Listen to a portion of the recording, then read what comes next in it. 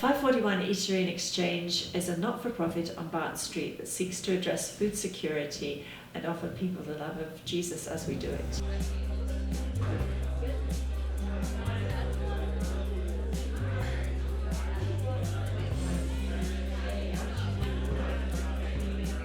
The 541 was an idea that two friends had, Michael and James. They were both part of Compass Point Bible Church at the time, and they were looking, I think, for ways to reach out from Burlington, where the church was, to do something effective along this part of Barton Street.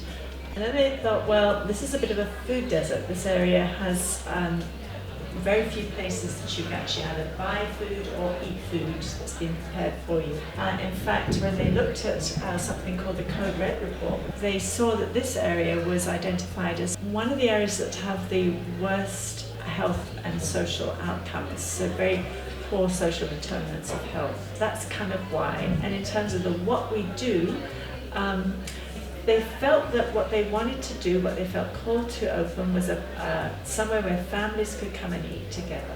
Family here looks different from what perhaps most people might think of as family.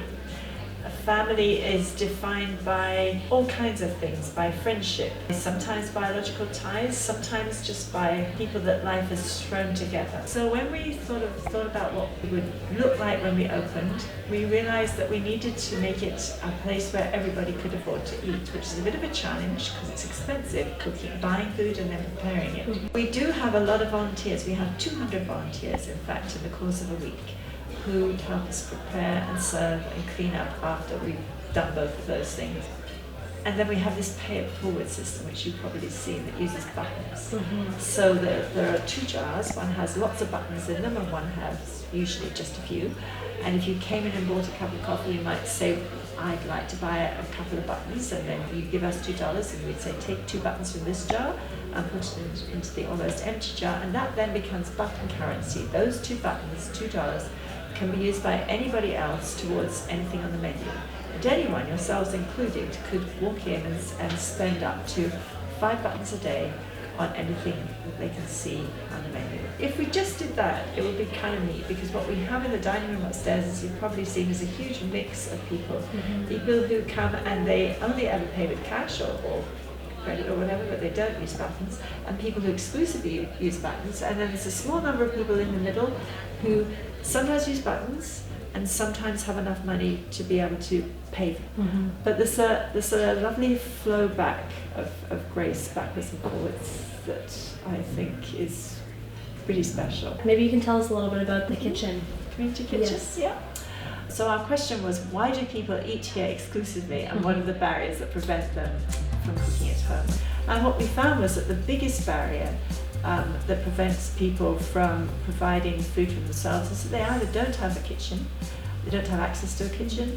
If they have one, they don't know what to do in it, and they don't have the money to buy the materials to cook. So then what we thought was, well, what we need to do now is to figure out a way of helping people cook for themselves. And the experience shows that community kitchens are a very effective way of doing that. And so what we've done is to draw up this rather ambitious plan to put 2 kitchens into the space in Edudeo.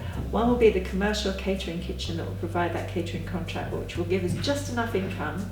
And then the other kitchen will be where 10 groups of people come in at the same time each week. I'll have a couple of regular volunteer facilitators, and they will cook a couple of sets of meals that we provide the ingredients for, and then they can eat together that day, and then they'll portion up into plastic containers enough food for the week for themselves in a box with their name on it in our freezer over there. They can come in on a daily basis, and so they'll be able to take it home, reheat their food safely. We'll make sure that they have a dish and a plate and a knife and fork, and that sounds silly, but people don't have those things. The other meal that day they can eat here with buttons. So it's 2 meals a day that they've got some dignity. They've either made themselves, or they can eat it in a surrounding where other people are eating just the same. My name's Sue Khan. I'm the Executive Director of 541 Eatery and Exchange.